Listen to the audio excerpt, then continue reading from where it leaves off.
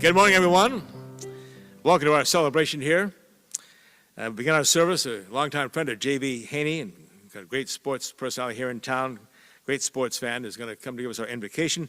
Please welcome up John Goodwin, and should we know it for J.B.? We're starting on time.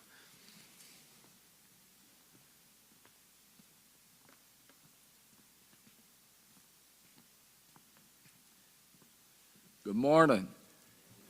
You're probably wondering why I'm here. I'll tell you the story. When Larry Agee passed away, a group of us went to the St. Francis, and there was a deacon from the Catholic Church, and he and I went in the room and said a last prayer to Larry, and then he came to the room with where everybody is waiting. He walked in and his eyes got real big. He said, "Oh my Lord, I have never seen this people at a waiting room before. He must have been a wonderful man," which many of you know him, he was. Then I was in St. Francis Hospital with a blood clot, and a lay chaplain came by and said, "Do you mind if I pray with you?" I said, "No, I'd greatly appreciate it." And she prayed with me. So when I went to see JV in St. Francis, I visited the two of them. And I said, "Would you do me a big favor? Would you visit my friend JV?" And they said, "Of course we will."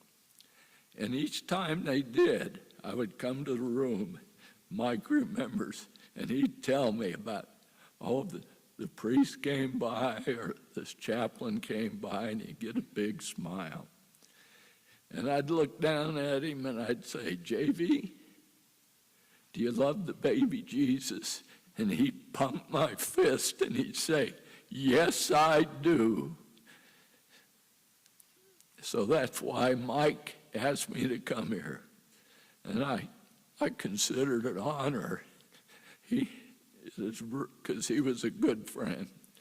And so before the others tell their story, since I'm here first, I'm going to tell my story. JB and Larry and I would have breakfast at the Savoy. And you know, Coach could be a little bit cranky. And he would get his breakfast, but they wouldn't give him his toast first. And he got mad, and so when tallies opened, he says, "We're leaving this place." And he got the tallies, and we warned him, bring his toast out first. And so he and I and several others had breakfast for the longest time at tallies every Saturday morning. And Coach would walk in, and he'd sit down, and the first thing he would say, "Those damn weathermen, they take all the time on TV, and I can't see my sports." So I'd like you now to join me in the blessing. Heavenly Father, I thank you for the blessing of this day. It's a wonderful day where we celebrate the life of a great man.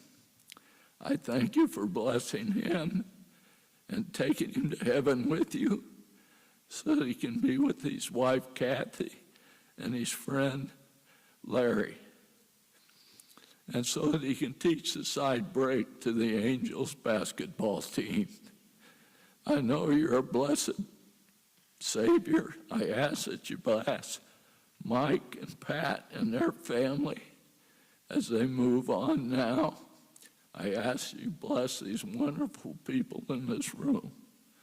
And I ask for your continued blessings each and every day in the name of our Lord Jesus Christ. Amen.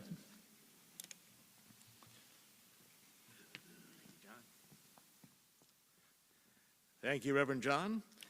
Hello again, everyone. I'm Chris Lincoln. Honored by the Haney family that asked me if I would help along with the service here. Well, of course, we're here to celebrate the life of J.B. Haney, November the 9th, 1933, through November 23rd, 2022, just 2 weeks after his 89th birthday. And trust me, there's a lot of living between that hyphen of 1933 and 2022. Actually, his son Mike told me, he said, Dad had made some plans, and the person he really wanted to help with this service was Doc Blevins. But he outlived him. But Chris, you were his second choice. I said, Mike, don't worry about it. I was my wife Becky's third choice. In all the years that I knew and worked with JV, and that goes back to 1974 when I arrived here, he always told me that JV, I had no idea what it stood for. Finally found it was Jerome Haney. And Mike told me the other day, Jerome came because his dad was a big Cardinal baseball fan, and Jerome was the first name of Dizzy Dean, the Cardinal Hall of Fame pitcher. I had no idea Dizzy's first name was Jerome. Still not sure about his nickname, Puddin'. He said everybody in Big Cabin just called him Puddin'. Maybe somebody knows that story. We'd like to find out if we can. I do remember Coach told me how proud he was of the fact that he graduated in the top of his class at Big Cabin. I later found out his senior class was 12. The Haney family very much appreciates the University of Tulsa in hosting this event for us here, the Lorton Performance Center. It became available for today's celebration. Mike had to do some quick work here. He said he got a text about 5 in the morning from a minister at the church where we had planned to have this celebration. And the minister said, Mike, I'm having some second thoughts. I see where you're having a bunch of sports guys and coaches and people telling stories. I don't know if that's appropriate for our church, so I think we'll pass. That makes sense. But JV wanted to have some fun. It'd be a celebration of his life. His family lined up some speakers. I know you're going to enjoy and hear some of their stories about Coach Haney. In alphabetical order, we're going to start with a man recently, supposedly retired. He's retired several times. He was the great leader of the Tulsa Public Schools, their athletic director, co-host with Coach Haney, and me on the Oklahoma Sports Scene show. Welcome, Gil Cloud. Coach, come on up.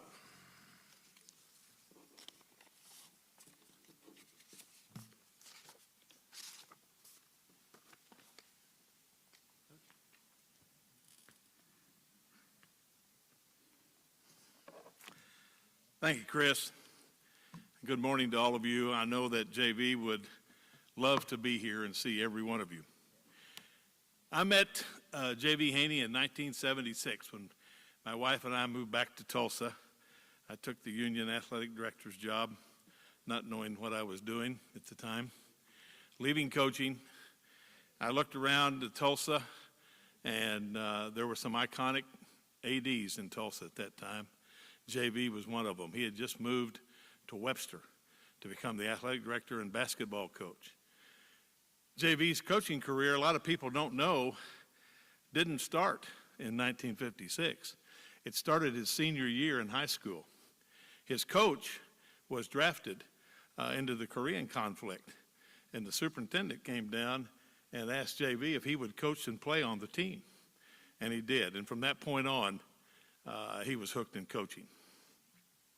After that, he attended NEO, Northeastern State University, got his degree, and started a 30-year career in coaching and athletic administration. JV was at places like Adair, Hughes, Owasso, Seminole, and then he finally ended up in Tulsa as an assistant coach to the legendary Bill Allen at Webster. After working with Bill for a while and coaching multiple sports, he moved on to Edison, became the head basketball coach of the Edison Eagles. He spent 6 years there. In 1976, he moved to Webster, and that's when we got to know each other. JV was always busy. While he was at Webster, he was looking at his next career. He was the head basketball coach. He was the athletic director. He started the girls' basketball program there, and he was doing radio and TV at the same time. JV was inducted into the Oklahoma Basketball Coaches Hall of Fame, the Oklahoma Coaches Hall of Fame, the TPS Athletics Hall of Fame. In 2003, he was inducted into the National High School Coaches Hall of Fame. He also was the president of the Oklahoma Coaches Association. JV was a leader. He was always looking for an innovation, something that could be different. And he produced a rebounder for basketball. He was always looking for a way.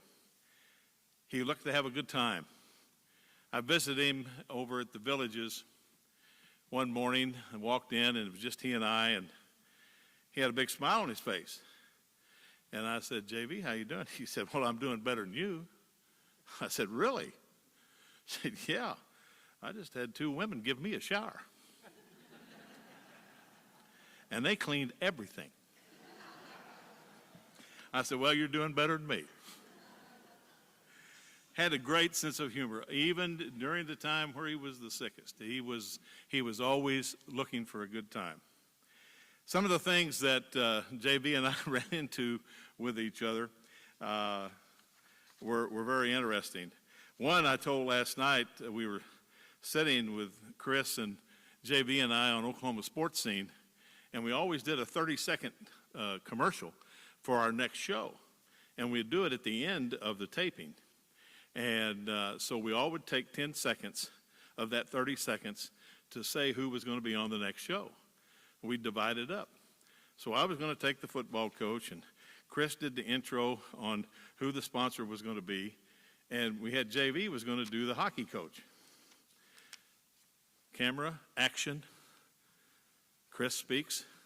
I speak. JV has a blank stare.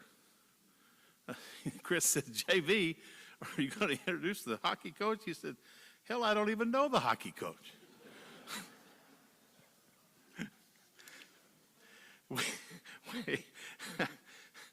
Jim Sellers, the late Jim Sellers, was a good friend.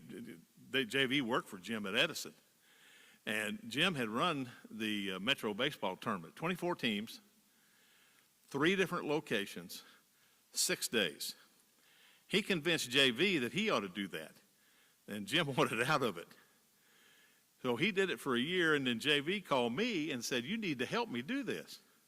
Now, he didn't tell me why, but he said, you need to do this. This will be good for you. You'll get to meet a lot of people and everything. I said, well, okay. I've been back in Tulsa about 3 years. I said, well, that'll be good. Well, invariably, the very first year, after the first round, torrential rainstorm. Now, we've got 24 teams in this tournament. We're playing at Driller, we're playing at LaFortune and O'Brien. JV calls me on that Wednesday morning after a day of rain on Tuesday, says, you need to come over here. We need to plan this out. We need to figure out what we're going to do. So I drive over to Webster, get in his little office there in the old gym, and we're working through the schedule, and the phone rings. Now, that was Easter week, and so Good Friday was on that Friday, 2 days away. Phone rings, and it's a patron from Bishop Kelly. Now, on that Friday, JV had scheduled the Webster Relays, which back in the day was a tremendous track meet. This lady proceeded to tell JV that he had to change that date because that was a holiday for Bishop Kelly, and they couldn't come. And JV said, ma'am, I really don't understand what you're talking about. A holiday? She said, well, it's Good Friday. He said, well, I'm going to tell you, at Webster, every Friday's the Good Friday. She said, well, then I'm going to call Mr. Coffey. Ed Coffey was the principal. He said, who? Ed Coffey, the principal.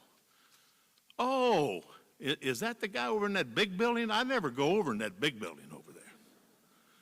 Well, then I'm calling Larry Zinke. Now, who would that be? It's the superintendent of schools. Is he the guy over in that building over on 31st Street? Most certainly. Well, you got to know us West Siders, we never go across the river.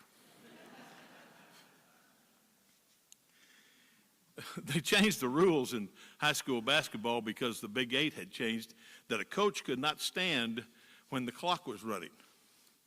And we were having the rules meeting over at Webster, and Bill Self Sr., the late Bill Self Sr., came because he was in charge of basketball for the OSSAA. And he started going through the rules, and he came upon that rule. JV was sitting on the front row, and he said, coaches cannot be up when the clock is running. His hand shot right up. He said, wait a minute, Bill. Are you telling me I can't coach my kids? He said, no. Now, JV, you can coach them, but you got to be in your seat. JV sat back down. He looked at me, and he said, you know what? I got that figured out. Richard Lausch is the shop teacher over here at Webster. I'm going to have him put 2 rails on that first row, and I can roll up and down and coach my kids the whole time. Bill didn't think that was too funny. He was coaching basketball at Owasso, and they were playing at Jinx in the old gymnasium. And Red Rogers, the late Red Rogers, was running the clock. There was a state championship game going on at Skelly Stadium. Red wanted to be at the football state championship game. He did not want to be running the clock for the Owasso Jinx basketball game. Came down to the end, close game. JV starts calling timeout. Red's giving him that look. I got to get out of here. What are you calling timeout? When he called the 3rd timeout, Red stood up and threw the clock at him. I'm not sure how that ended, where that was in the game. Red was late to the football game, I know that for sure. JV and I met for lunch about every Monday during the school year because he was the host of Inside Tulsa Athletics, our TPS show. And we would plan the show. We'd go through who was going to be on and doing the taping on the next day. And then when we started doing Sports Scene, JV and I had 1 page that we would go through and the guests and things we were going to talk about. Then we started doing Oklahoma Sports Scene with Chris, and we had 12 pages. And JV would invariably lose one of his pages. And we'd be sitting there going through the pages, and finally he said, look, just tell me what I'm supposed to say, and I'll say it. And that's kind of how we got through that, the 13 pages. JV was a great friend. He was the most positive person that I think I ever was involved in coaching. He loved kids. He wanted to do things that would help kids, and he was certainly, in my perspective of 10 years being back in Tulsa, he was a TPS supporter. There was no question. You would see him, I'd go to games at LaFortune in football or McLean or wherever. He wouldn't get out and go in, but he'd sit in his car and watch the game from his car. And then he'd call me the next day and give me an evaluation of the coaching and the playing. And I appreciated that because his sage advice was immeasurable with his experience and background. JV's finished the game. His game is over. Rest in peace, my good friend.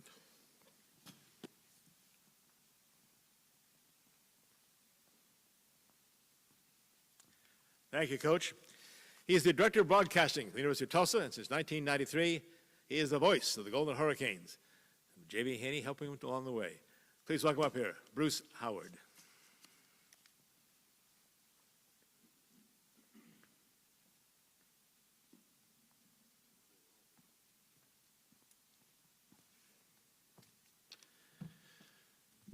As Chris mentioned, I'm the voice of the Golden Hurricane. JV was my partner during the basketball seasons for 14 years. He was our sideline reporter for 10 years on the University of Tulsa Radio Network. J.V. Haney was my friend. J.V. Haney was one of my best friends. You people here, raise your hand if you at one time thought that about J.V. Raise your hand. Look at all of those hands. That's the impact that a man had on people's lives. He was a friend to so many. And you know, we had this very unique way of talking. He had, I don't know if you want to call it Haneyisms or JV-isms, whatever, but he had these phrases that you would hear only from him, and maybe the first time ever. You'd never hear it again. But he would say some things, and you would go, yeah, And then you'd think about what he said and you'd go, what?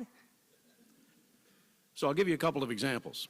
JV would say, that woman is so ugly, she stopped a 9-day clock. And you'd go, yeah. What? He'd be doing a basketball game and a big guy would come down with a rebound, big center, and fall down. He'd go, man, I can't believe that guy got the rebound, nobody around him, he fell down. He fell apart like a loose joint snake. Yeah. What? All the time. But of course, as Gil so eloquently mentioned, he was a great coach. And being a great coach means he was a great analyst as well. There were so many times during a broadcast where I'd be, Tulsa'd be down at the 12-minute break, like 15-7. I'm like, gosh, what's going on? And he'd say, we're okay. I said, what do you mean? And he'd say, well, they're not going to hit 7 out of 8 shots. And Tulsa's getting good shots, so it'll be fine. And sure enough, 38-33, Tulsa at halftime. Before halftime came, it had all turned around.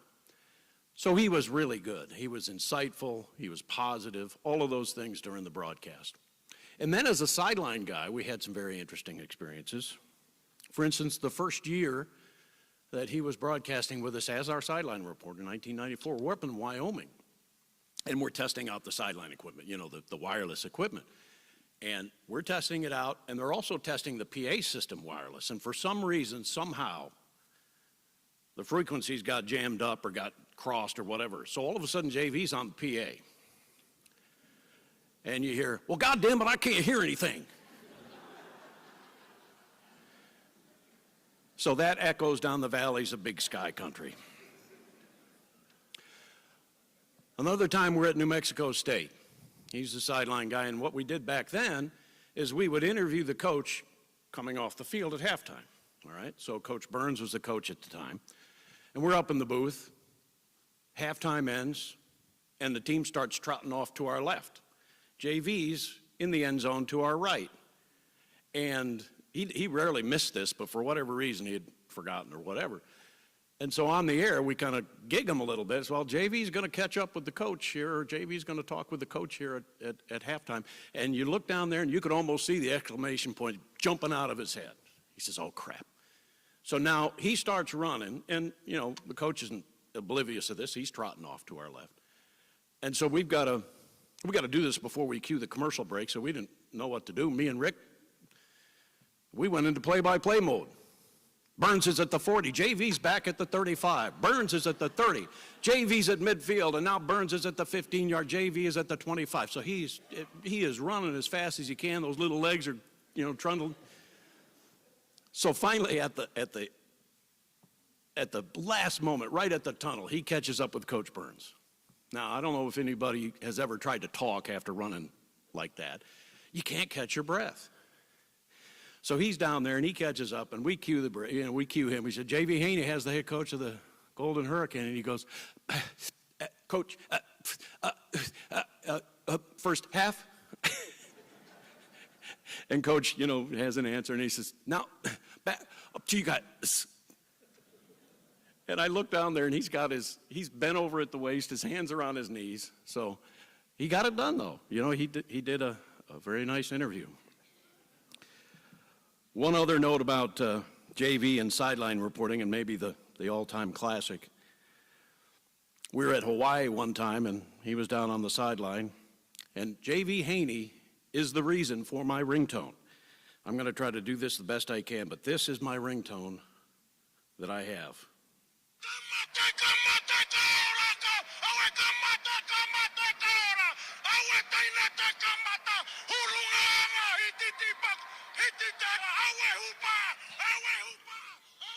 All right, so why is J.V. Haney directly responsible? Stop it. There we go. I hope nobody calls. Why is J.V. Haney responsible directly for that ringtone? Well, we're in the middle of, it's 1 a.m. Central Time, and we're in the middle of the game, and Tulsa's getting beat. And it's 1 a.m. Central Time, and during the commercial break between the third and fourth quarter, J.V. says, hey, Bruce, listen to this. And he goes to this guy. This is Billy the Warrior, the big mascot for the Hawaiian Rainbow Warriors. And he goes off, and I said, stop him. We'll do it after we come back from the commercial break. So we went live, and we sent it down to him, and that's what you heard. He went off for about 40 seconds, and then JV said, Hey, how about that? And so that's been my ringtone ever since. My wife hates it. She cannot stand it. It is unique, though, just like JV, right? We'll be in the living room in the middle of the night or something, all of a sudden this Samoan starts yelling, and Marcia just jumps. So she does not like that. I thought for a while maybe I'd just make it my JV ringtone whenever he calls me, but he was not good with the cell phones. And Coach, if you're up there, give me a call, and we'll have Billy kind of ring me up a little bit. I don't know how kind of cell service you have or how many bars you have up there, but speaking of bars, I don't know how many bars are up there in heaven. What is this, Friday? Ever how many bars there are in heaven, he's visited all of them. Guarantee you. He had a good instinct for bars. He had an understanding, and he had an innate knowledge of all the bars in Northeast Oklahoma. And so there were times that, we would go on these short road trips, Fayetteville, Springfield, Wichita, and always in a crew of us, in a van. Thank goodness for John Joslin. He was our designated driver. Thank you, John. He introduced me to a place that had not a concrete floor, not a wood floor, a dirt floor. A bar with a dirt floor. And, of course, karaoke where Larry Egge could go sing.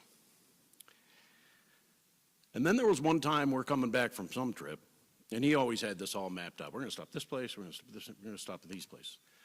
So we pull into this dive, and we're all starting to get out of the van or whatever we're in, and JV stops, and he says, no, get back in. We got to go. JJ, back it out. And we're all like, what? We just got, he said, no, back it out. So we backs it out. We drive on. I was like, what? Well, I looked in the parking lot, I saw a car that was familiar. I thought they had changed ownership, but evidently not. So, and he goes, well, last time I was here, I threw a pool ball through a window. You did what? I threw a pool ball through a window. I'm like, so he didn't explain exactly what kind of trouble he got into, but I said, well, why'd you throw a pool ball through the window? He said, well, I was walking out, I had the pool ball, and they needed it back. So he wasn't going to go back there again. They say, of course, that when a spouse dies, usually the other spouse goes as well within 6-8 months. And as we know, Larry Egge passed away in the spring. I'm just kidding. He loved Kathy. He loved Kathy with all his heart. And he was devastated when Kathy passed away because, he felt that Kathy would take care of him the rest of his life. But he was devastated. He kept saying, I can't believe she went before me, and, what could I have done? He was pretty devastated. And he was devastated when Larry Egge passed away as well. And, you think about Egge and JV, it's like Alphonse and Gaston, Laurel and Hardy, Abbott and Costello, and JV and the Eggman. There were all sorts of stories that we could tell, but I'll just tell the one. We're in Hawaii again. This is basketball, though. And after a game, we're at a couple of establishments, and for whatever reason, JV and Egge decided to get in a fight about the Mormons. I don't know why. But Larry evidently, and this could be Larry kind of gigging him a little bit, Larry's like, well, I don't like them. Well, they never did anything to me. Well, I just don't like them. I don't like what they do. I don't like it. So they argue all night long about the Mormons. We almost got kicked out of one place, they were so loud. So anyway, we get done, and we're driving back to the North Shore where our hotel was, and that's a 15, 20, 25-minute drive, and we're on H3 or H1 or whatever highway it was. And JV had rented a convertible. And so we're driving, of course, in Hawaii, you have these 10-minute rainstorms. So we're driving, rainstorm comes, and we're getting all wet. JV, put the top up. He either, we did that 2 or 3 times. He either ignored us or he said, that doesn't work. So and they're arguing, and goes back to arguing with Larry about the Mormons. So we get all the way back to the hotel, and so, the hotel's got the entrance with the roof on and all that, and we get underneath the cover finally, and I'm in the back, and all of a sudden, here goes the top. Well, the top worked. And I said, son of a pup.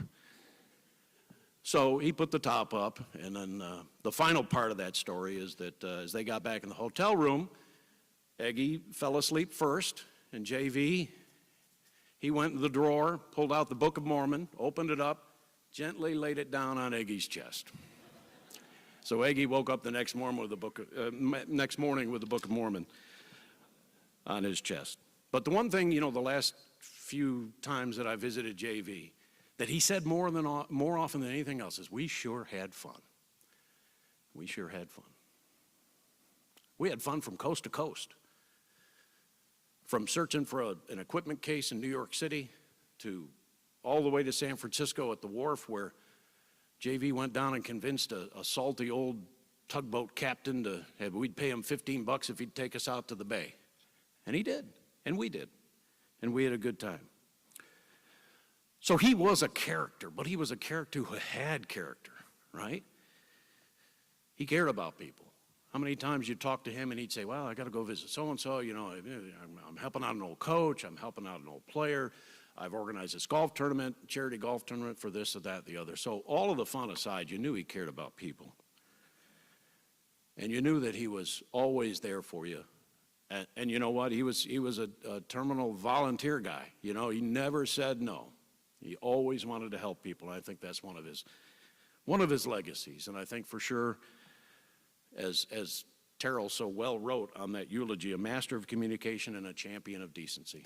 No doubt a champion of decency. In the last few years, his hearing was bad, so he'd say, well, I didn't hear the broadcast, Bruce, but I know you did a good job. Well, now, JV, you can hear it. Now you can hear. So I will try to do you proud as you listen once again. JV, I love you. God bless you, and God rest your soul.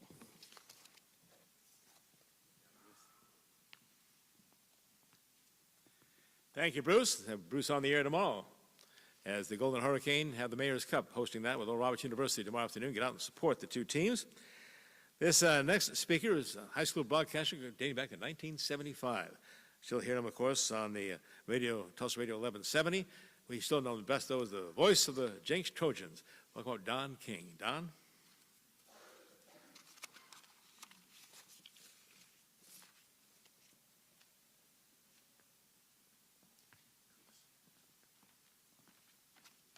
I want to do something a little different. Can we just clap for JV, for those listening online?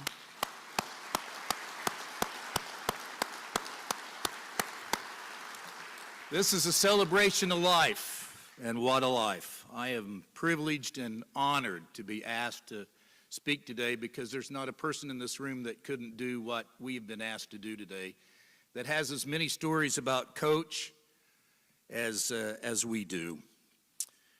And those listening and watching online, thank you for joining us here today, and thanks to the University of Tulsa for allowing us to do that.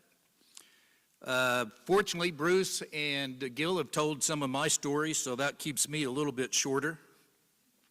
One of my favorite stories is before he met Kathy, JV could get around, as we all know, and he was apparently dating a young lady.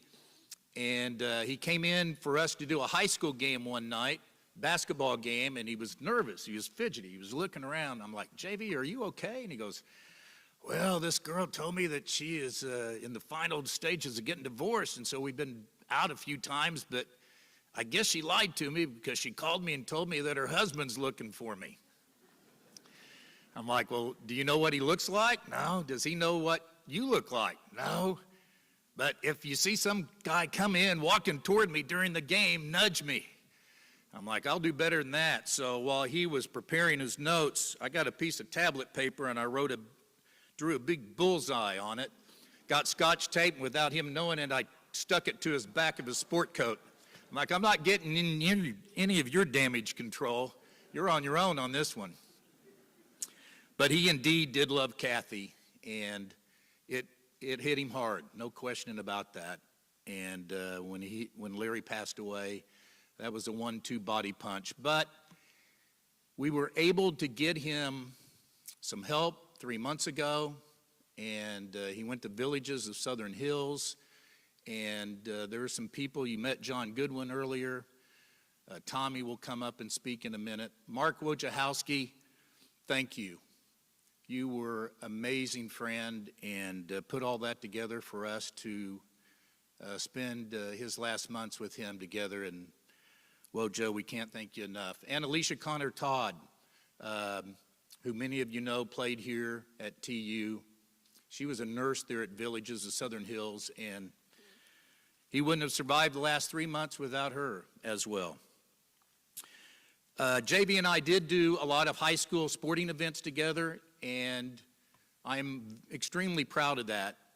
We started that in 1988, and the Tulsa Cable people are here today. They were a big part of that, but it wouldn't have happened without J.B. Haney.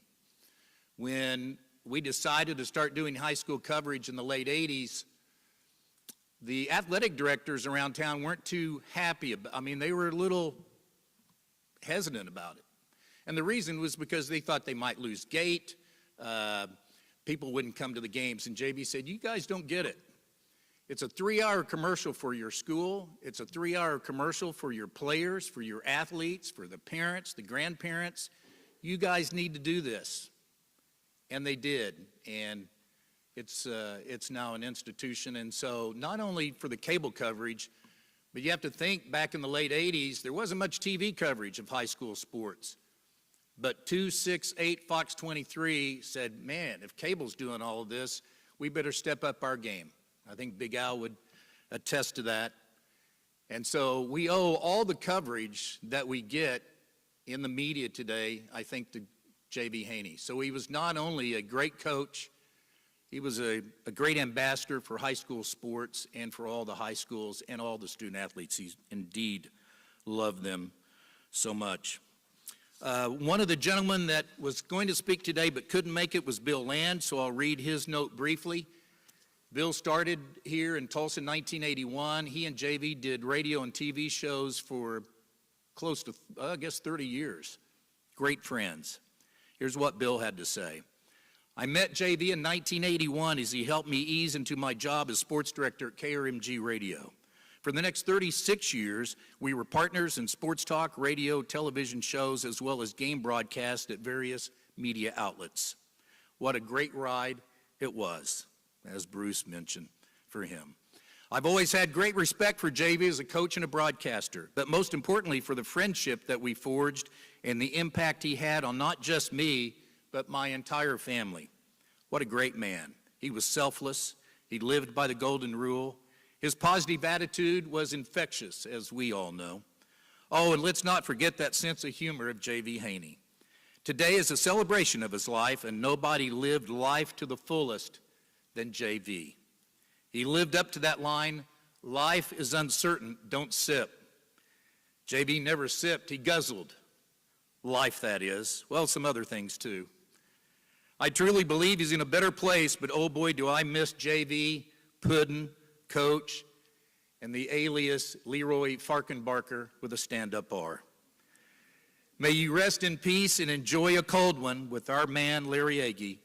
I will always love you both. Thank you, Bill Land. There were no wasted days for J.V. Haney as I close, and that's one thing I will learn from him. As Bruce mentioned, and others, if there was a phone call or somebody that needed something, J.V. was there. And Pat and Mike, thank you for sharing your dad with us, because I'm sure there were a lot of times that you didn't get JV 100% all the time because he was off helping other people as well. So we thank you for this opportunity to speak on his behalf. Before I go, John Erling, I think here is another Hall of Famer. John does a Voices of Oklahoma website that the University of Tulsa preserves. And so you can Google that up or go to voicesofoklahoma.org and find great interviews as he's done with famous Oklahomans. He called me 18 months ago and he said, how's JV doing? And I told him, he said, we need to do an interview with him. So he and I sat down with JV and did a 45-minute oral history of his life and career. And that should be up any day now, and I will certainly post it on social media when that's up, because it's supposed to be up here in the next day or two. And I think you'll enjoy it. Thank you very much for the opportunity. Coach, we love you. And we know you're coaching the side break up there right now with Bill Allen. Thank you. Thank you, Don. Thank you, Don, who should be in Edmond now with the Jenks Trojans with Didn't work out this year for either Jinx or Union for the high school football championship. At age 15, John Klein was a sports writer for the Perry Daily Journal. He go on to an Oklahoma Journalism Hall of Fame career. For the Tulsa World, he was a sports writer, sports columnist, and the sports editor of the Tulsa World. Longtime friend and a road warrior with Coach Haney. Here's John Klein.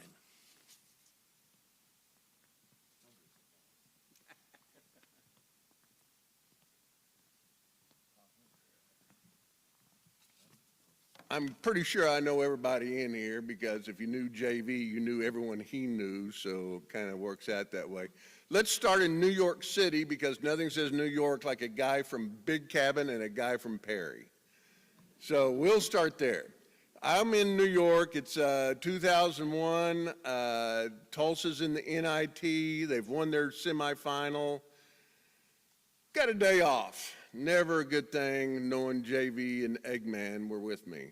So this was like Buzz is getting ready to leave for Tennessee, and John Phillips is going to be the next coach, and I got to write something about that. But they said, hey, get that done. We're going to meet you. I said, okay, whatever. Well, JV convinced Eggman somehow to walk down to the Statue of Liberty, and then they were going to walk all the way back up Manhattan to like Central Park South to Mickey Mantle's restaurant because JV's from Big Cabin. And within 5 minutes, JV had talked to every person at Mickey Mantle's restaurant. And his story was great. He said, I'm from Big Cabin, Oklahoma, and in high school, I might or might not have struck out Mickey Mantle. So at some point, I wandered off, and a guy at the bar stopped me. He says, man, your friend is really interesting. He goes, I think he's great. Anytime you and Mr. Farkenbarker are in town, give me a call. Great. Okay, then I'm trying to think where I'm going to next here. There's so many, but I'm only going to, Las Vegas, of course. How could I miss that? So again, TU basketball, played the early game. JV looks at me and he says, what are you doing? I said, well, you know, they're paying me to actually write a column, so I guess I'll have to work a little bit. He goes, not a problem. Me and Eggman, we're going to walk from here back over to the MGM Grand. Well, you know how it is in Vegas. You look at these hotels, they're all so giant. They all look next door. They're not next door.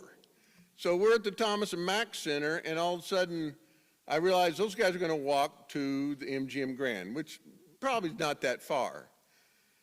I said, I'll meet you in an hour. I get there, I wait like 4 hours, they finally show up. JV says, well, we got kind of lost. I said, you got lost? This is the biggest resort hotel in the world. There are 5,000 rooms here, and it's bright green. He goes, well, we got lost. Okay. Well, pretty soon, as usual, JV is wandering through the sports book at the MGM Grand, and all of a sudden I look over there, and I realize JV's at a table talking to two guys. I'm like, what is he doing now? What is going on? And at that point, I realize he's sitting at a table with Pete Rose. JV comes back to the table, our table, and he says, met Pete Rose. I said, what did you tell Pete Rose? He goes, I told him I was from Big Cabin and I might or might not have struck out Mickey Mantle. You know, early in the week,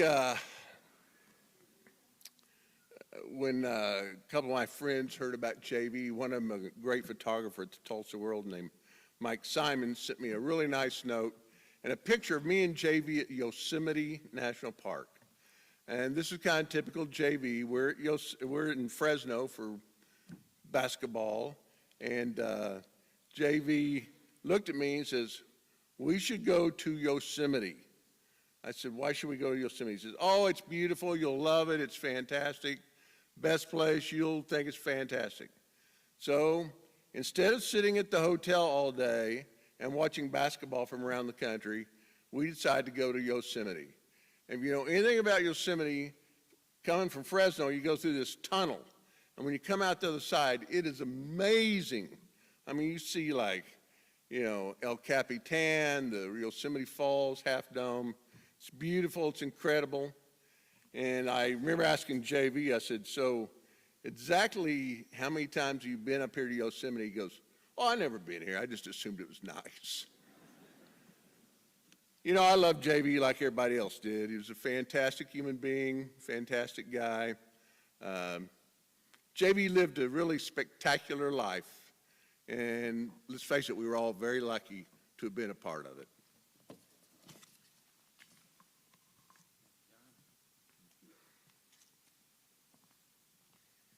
Another long-time local journalist, in fact, been a writer for some 34 years at the Tulsa World, award-winning sports writer, assistant sports editor, nighttime news editor, OK Magazine editor, just couldn't keep a job there, I guess, entertainment and Sunday columnist, Terrell Lester.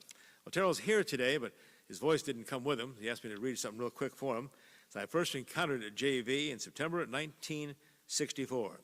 My first assignment as a pup sports writer of the Tulsa World was a season-opening football game in Owasso against Bishop Kelly. JV was an assistant football coach at Owasso. We had a lot in common. He didn't know a lot about coaching football. I didn't know a lot about covering football. Well, we got along quite well. The next year, 1965, he was the boys' basketball coach at Seminole. He knew a lot about coaching basketball. I didn't know a lot about covering basketball. We got along quite well. He taught me a lot about basketball, more than he ever taught me about football. Ours was a friendship and a brotherhood that stretched well over half a century, and I'm grateful for it. By the way, the 1,000-word eulogy for Coach Haney was written by his friend Terrell Lester. The next gentleman is actually on the bench with J.B. Haney, his basketball assistant at Edison High School, 1972 through 1977. Their teams averaged 20 wins a season back then.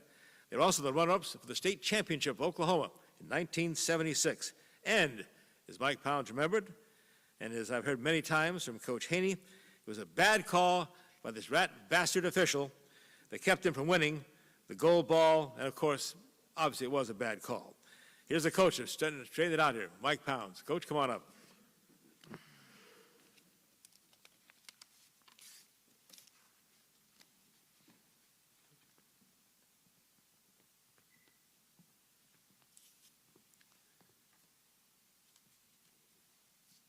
Well, we've heard a lot of stories about JV, and they're all true.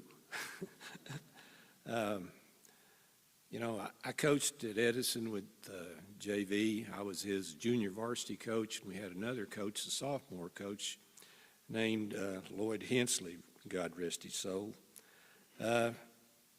He told us when we got there, he said, guys, we're going to win 20 a year, and we're going to go to the state tournament.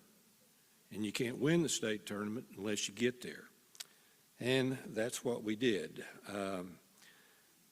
That one play, that official, I still remember this, and some of us players here know about that. For some reason, they did away with the dunk. You could not dunk the ball. Can you believe that in this day and time, back in the 70s when this was going on? We had a player that could jump out of the ceiling. He jumped up and went above the rim and dropped the ball through. Great. The referee said, no, that's basket interference, so that goal is no good. I can imagine what you heard from JV. Oh, he taught me to get technicals too also, you know, so that was good. We had a lot of players, and I know there's a lot of people out, adults out here in the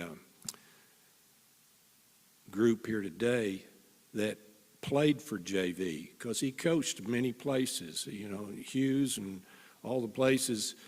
If you played for JV with at any of those schools, would you stand up just a minute?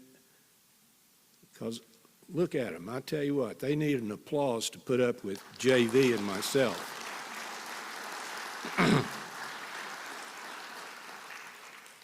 We had lots of fun when I was coaching with JV because, number one, we were winning. And if you're winning, you're a lot happier, and you're having fun. And we really appreciate the kids that played for him at that particular time. JV took a chance on me because I had just been in Vietnam in the Army and getting out, and he hired me as his assistant coach. And I learned so much from JV. The side break, of course,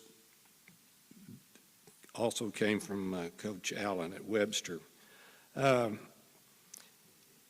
taught me lessons that I've used throughout my career as a teacher, a coach, an administrator, and I'm indebted to him for that for a lot. Now, JV always got things going, and he would invite us. He was friends with the KRMG, and they had the Tulsa Great Raft Race. So JV comes in and says, "Sit down, guys, here's what we're going to do," talking to myself and Lloyd Hensley. "We're going to join the raft race." "Really?" "Yeah, because that would be good advertisement for us." So we ended up getting a styrofoam 8x8. We put a Edison goal and Edison flag on it, and then we're all dressed in our attire, our coaching stuff, and we're going to the Great Raft Race. Well, Haney involved our players also. "You guys need to go down there and help the rafts get in and get out of the water on the Arkansas River." Well, Haney tells Lloyd and myself, "Guys, I'm going to be the captain of the ship, and you guys are going to have the paddles." "Okay, and I'm the captain." So here we go. We're going down the river, and it started at Sand Springs and went all the way to 61st and Peoria. That's a long ways down there when you're paddling. But didn't bother JV because he was the captain. He's talking to everybody along the way. And we get down around the 21st Street Bridge, and there's a lot of people there. They're on the bridge, they're all over the side, and JV, he's waving and he's up and down and all this stuff. Lloyd and I are getting tired, and I look, and there's a sandbar in front of us up here. JV hadn't seen it because he's looking at all the people up here having a great time. I looked over at Lloyd, and he looked at me, and we kind of winked at each other. "Okay, here we go. Let's paddle a little harder." We did. And we hit that sandbar, and Captain Haney became Superman because he went out. He hit in about a foot of water. He's all muddy and wet. Lloyd and I, we're paddling faster now, and he gets up. Haney's chasing us, and he catches us, and we thought it was real funny. He didn't really at the time, but, so he always had something going like that, not only basketball but in life. And, I'm certainly indebted to him for the things that he did for me. And everybody here is going to miss JV. So thank you very much.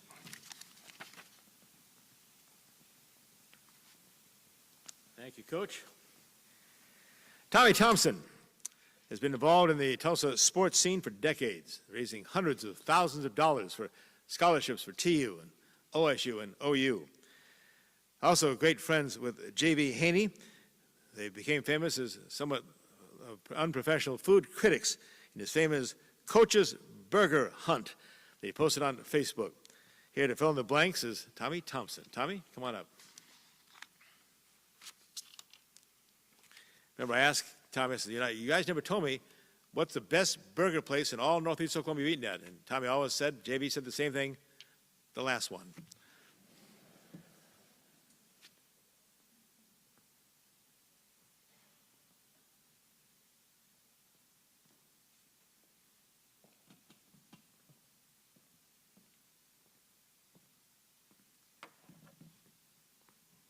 Well, I know one thing that we all have in common that have got up here and spoken today is we all don't walk very well.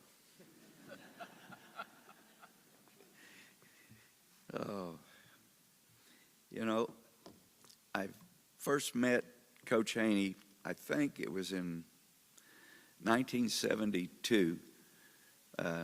Like Mike Pounds, Coach Pounds, it was a period of time where I just got back out of the Army, and was going to Northeastern State, commuting every day. And when it was time to do my intern teaching, Terrell, my cousin, worked for the Tulsa World and was a sports writer, as you all know, a damn good one. And he asked me if I wanted to be a stringer with the Tulsa World and just cover basketball games during the season. And so the first night after one of the games that I covered, we all met at the, I believe it was the Woodland Lounge. And it was JV's choice. It was right in his backyard, so we went to the Woodland Lounge, and Terrell introduced me to him. And when I told him that I was getting ready to start my intern teaching in the spring in Claremore, he said, "No, you're going to do it at Edison." And I didn't know Coach. And he just emphatically told me, "You're going to do it at Edison, and you're going to help me coach." And that's the way I ended up at Edison to do my intern teaching. And JV,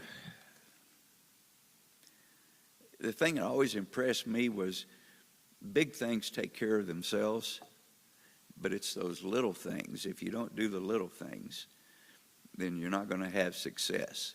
And he was such a, in practice, his practices were timed down to the minute. As a matter of fact, Steve Pollock, are you here? Come here, Steve. Let me put you on the spot. Come on.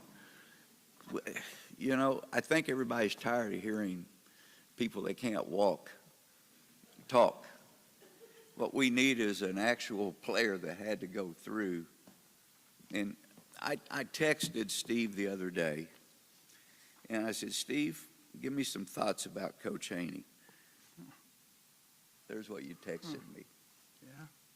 Tell him about the Pizza Hut incident. Into this. Well, the first thing I said, if you're a player, don't drink beer at the Pizza Hut. Those that went to Edison or coached at Edison at that time, 1974, right, Richard? Zach? And it was after a game. I don't remember who we were playing, but a couple, come to find out, I couldn't ever remember if it was 3 or 4 of them, had decided it'd be a good idea to go to the Pizza Hut and drink beer. Everything was okay until, I guess it was, were you there? No. I Yes. didn't go to Pizza Hut. I go to bars. Oh, okay. Well, it was Coach Haney, Coach Pounds, and maybe Coach Hensley walked in on them. And all I can say is the next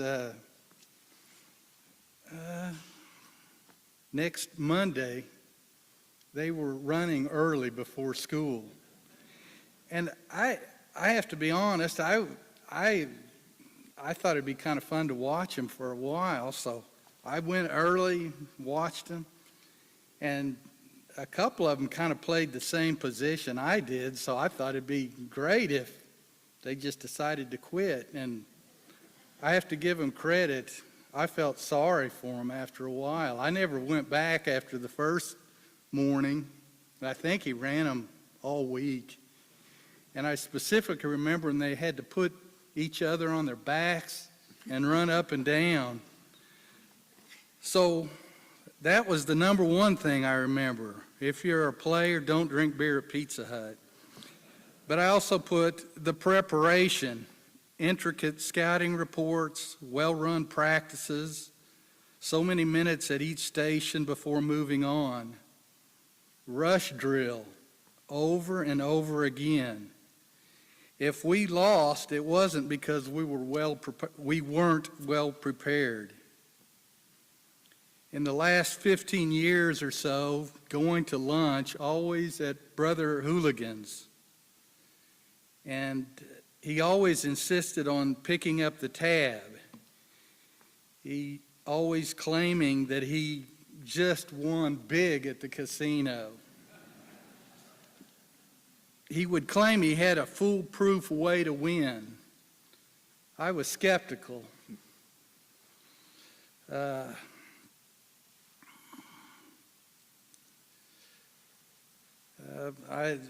Rest in peace, Coach Haney. And I asked if one of the other players that lives in Seattle, we had talked, and he wanted to know if the celebration was streamed, and we got that all known, up to date. And I kind of, after doing that, I'd sent that on, and after thinking about it a little bit more, I sent him something else, and it was a second text, and it just finally said, Coach Haney left us a blueprint, or a scouting report, if you will, on how to continue forward. It is now up to each of us to take his memory and take it from here. Carry on. How's that? Thanks, Steve. You know, come on.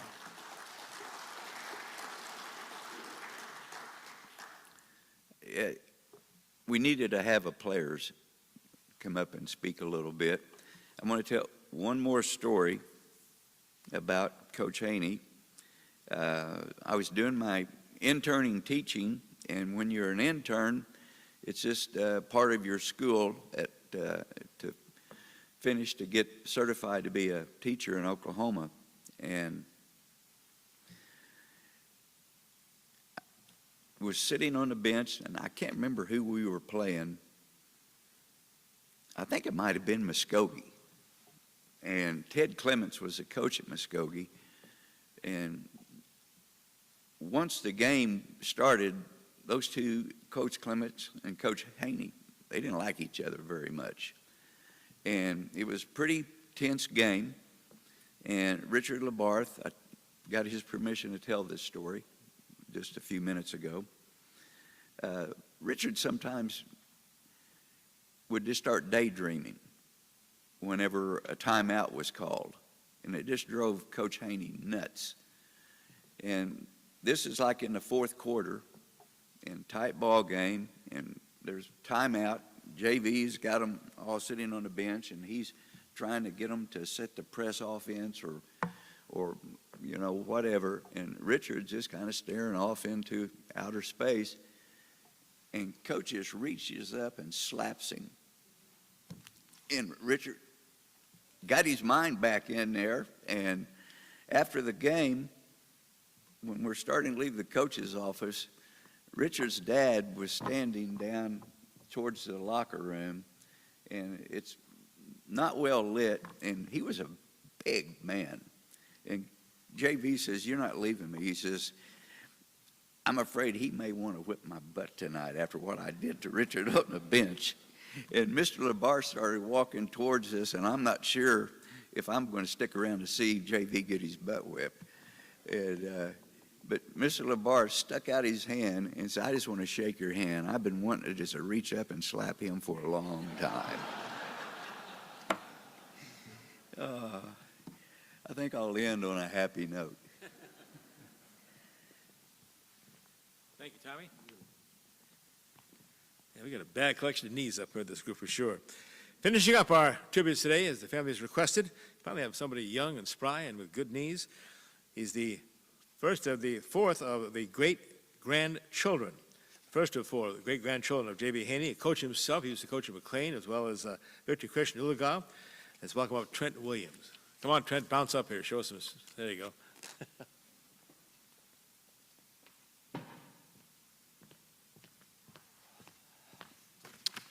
Boy, I don't know how I could follow those stories, but I'll do my best. Truly an honor to be here today. Thank now Papa Haney, Pat, and Lisa, my family, for giving me the chance to speak. He wore many hats, as you all have figured out real quick, but he was one in a billion. He was a legend.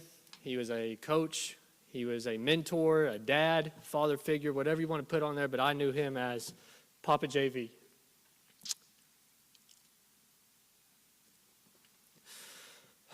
You know, I've heard it said somewhere that the idea of man is to die as young, as late as possible. And I think that fit my Papa JV very well. He was a young-hearted soul, lived a long, healthy life, but he always had fun. He lived life to the fullest, and he shared that with me and my siblings, with Chris. He called me Master Trent. He called my sister Lady Victoria.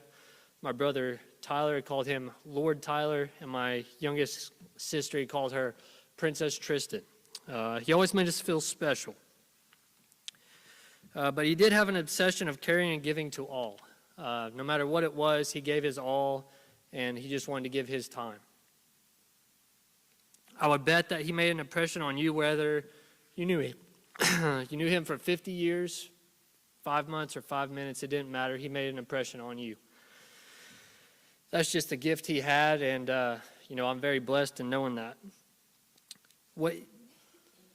What's awesome is he lived a life long enough to see that he was a great-great-grandfather, thanks to my brother Tyler and Casey. They had a kid in July, Bennett Winters, and because of that, he is a great-great-grandfather. He loved my siblings and I, and he made us feel special. Never missed a birthday, never missed a major event. He had a lot of pride in us, and he was never afraid to show it.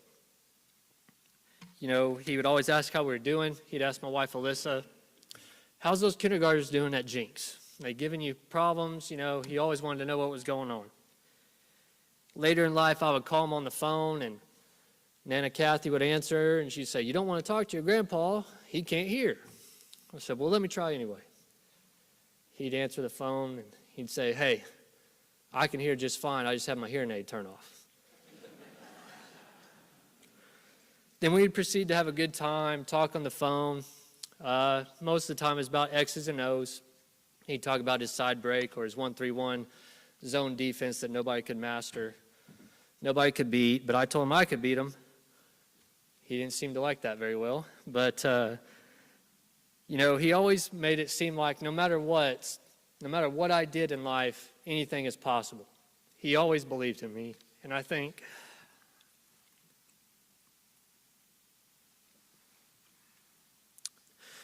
that's the greatest gift he gave me and my siblings, that he believed in us, and he loved us, and he cared for us. He often told me I was the best ball boy at the Tournament of Champions and state tournament. I don't know if that's true or not. One year, he and Papa Haney gave me the task of its state championship Saturday. He said, listen, we only have one game ball, one for the girls and one for the boys. We need you to be on ball duty. Whenever they win the state title, you got to track down that basketball. Don't let it go in the locker room. I said, okay. Papa JV pulls me aside. He said, hey, if you don't let one team take the basketball to the locker room, I'll go and get you a big Pepsi afterwards. I said, all right, bet.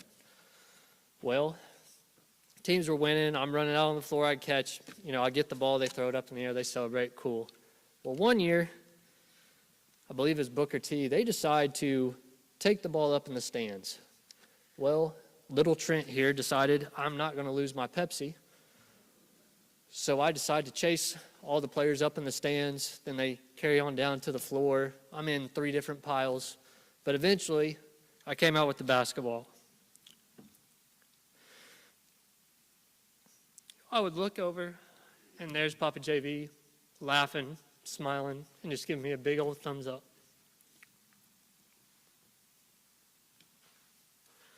One of the last conversations I had with him, he said, you're a bright young kid, got a lot of great ideas, you're real smart, you should do sports radio. I said, oh yeah? He said, yeah. I said, all right, well, where do I get started? He goes, hell, I don't know, go talk to somebody. I said, all right, Papa, I'll do that. So as I begin to close this and land this plane here, heard a lot of great stories, but Proverbs 27:17 says, as iron sharpens iron, so one person sharpens another. And I think that explains my Papa JV quite well. We've heard a lot of great stories today, and he's sharpened us. Doesn't matter what it was. he always made somebody better. He made a great impression on people. And I would challenge you today that as I close, to ponder and ask yourself, what is your legacy? What legacy are you leaving? Maybe it's a legacy your children are impacted, like my siblings, Chris, Tori, Tyler, Tristan, myself. He impacted us. He left a great legacy. Or maybe it's, you're a colleague, you're a coworker, a coach, a friend. You call them up and you just see how they're doing. You check on them, make sure that they're doing all right, and if you can help them in any way. That explained my Papa JV quite well. You may not have a road or named after you, may not have a street or a building named after you, but you can leave a legacy. Family to me is an acronym that means forget about me, I love you. And I believe that explained my Papa JV quite well. Papa, we love you. We miss you. We'll be together again. And what a great time that will be. Thank you.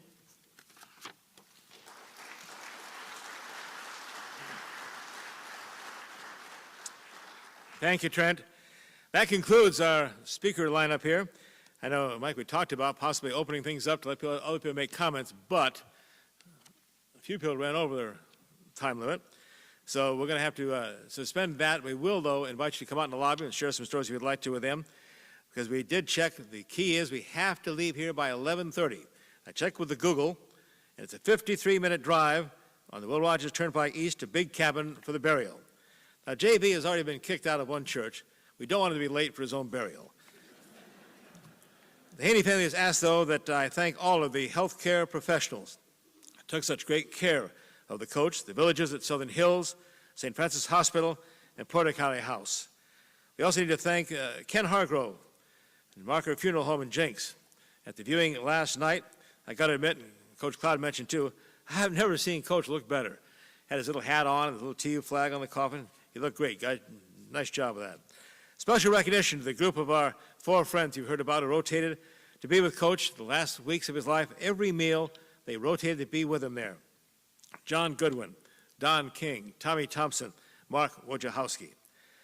Thanks to all of you from the Haney family, his son Mike, and his wife Cinda, son Pat, wife Lisa, the grandkids, the nephews, the cousins, the great-grandchildren, and the great-great-grandson. On a personal note, I hope God knew what he was doing when he decided to take both J.B. Haney so soon after he took another longtime sports icon here, Larry Agee. If those two somehow got through the pearly gates, they're having one hell of a party up there. I leave you now with a line from a great philosopher, Dr. Seuss. Don't cry because it's over. Smile because it happened. If you can't say JV without smiling, come on, say JV. Let me hear you. JV. JV. See, you ended up smiling. Well, thank you for joining us in this celebration of his life. I want to let you know that we want to close as we begin.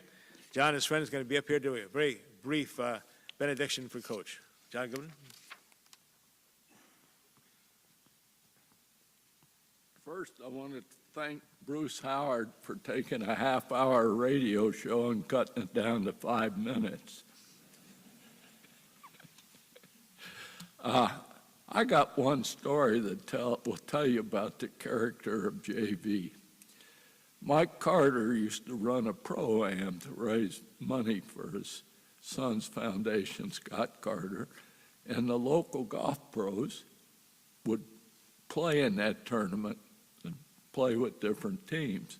And my wife was one of those golf pros, and she drove a short straw, so she had to play with JV and me and Larry Agee.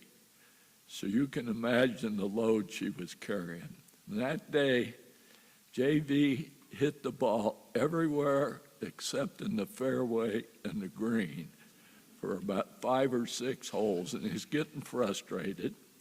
My wife, Regina, called him aside, and she said, JV, stand closer to the ball.